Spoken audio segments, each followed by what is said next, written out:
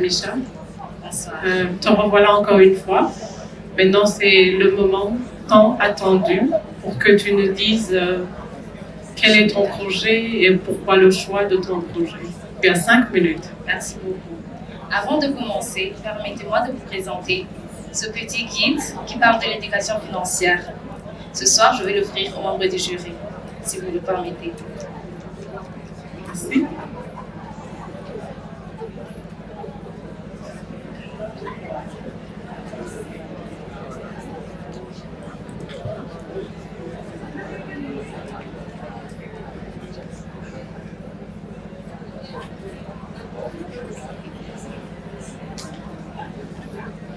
Je m'appelle Saïman Emisha Bella. Je suis prête et convaincue que la vraie couronne de l'autonomisation, c'est l'éducation financière.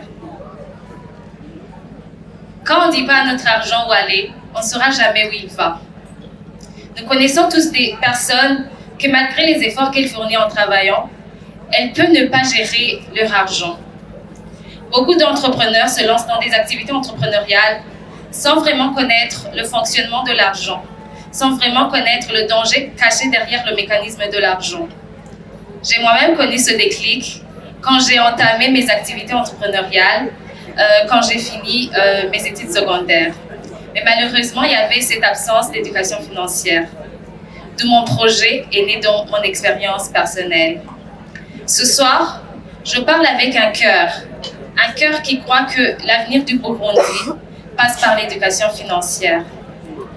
Ce projet vise à former et encadrer des jeunes femmes burundaises en situation précaire, mais qui font partie des coopératives et des associations formelles. Les soutenir via un fonds de prêt rotatif,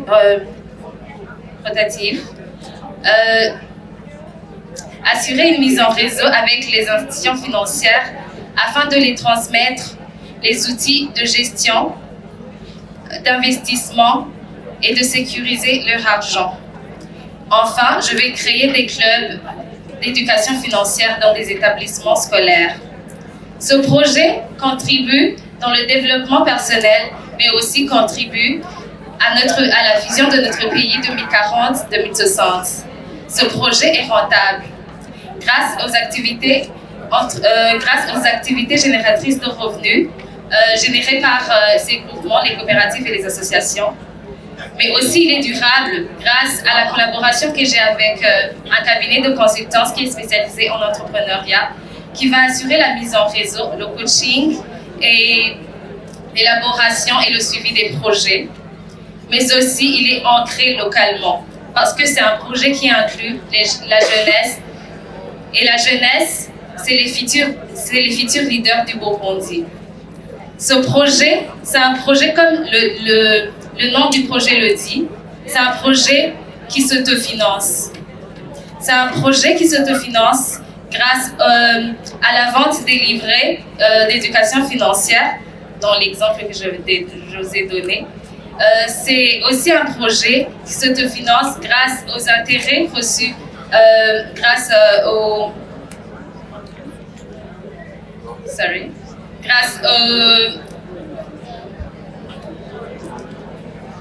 Respire, ça va.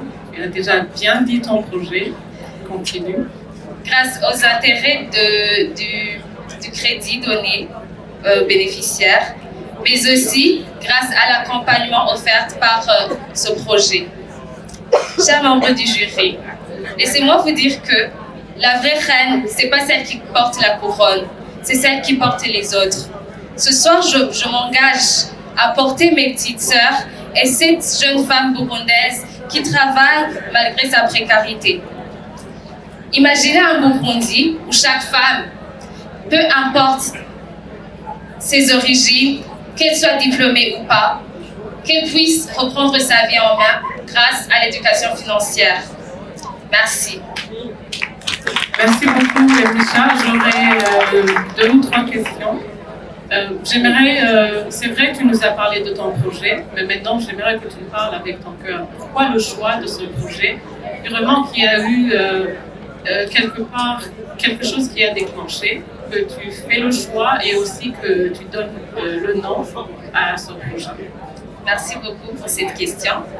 Premièrement, je vous ai dit que, peut-être que j'ai oublié de mentionner, je suis diplômée de licence en finance et banque. Et aussi, je suis entrepreneur. La raison pour laquelle j'ai choisi ce projet, c'est parce que c'est un projet qui m'en tient à cœur. Premièrement, parce que j'ai vécu cette précarité. Malgré que je voulais travailler, je ne voyais pas comment gérer mon argent.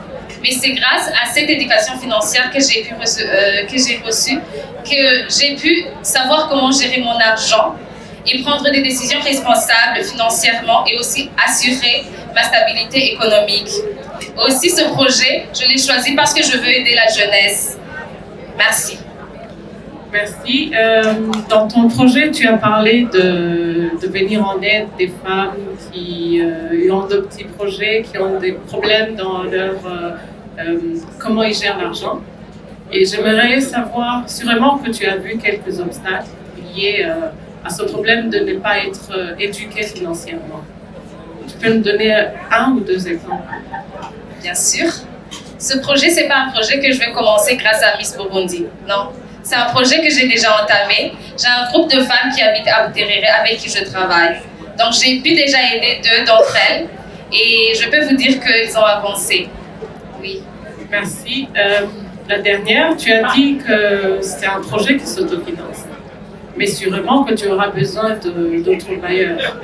J'aimerais savoir quelle sera ta stratégie pour attirer ces bailleurs, sûrement qu'il y en a ici. Comment tu vas faire pour les attirer, pour qu'ils financent ton projet, pour que ce soit un projet de grande envergure? Merci beaucoup. Avec cette question, j'aimerais me diriger vers les dirigeants des institutions financières. Mon projet concerne vos organisations. Pour votre bien, je suis votre élément manquant, bien sûr, mais aussi, je vous assure qu'on va travailler ensemble parce que ces femmes ont besoin d'outils de gestion, elles ont besoin des outils pour savoir comment sécuriser leur argent et savoir comment investir intelligemment. Donc, j'espère que cela vous suffit. Merci beaucoup. Merci beaucoup à vous.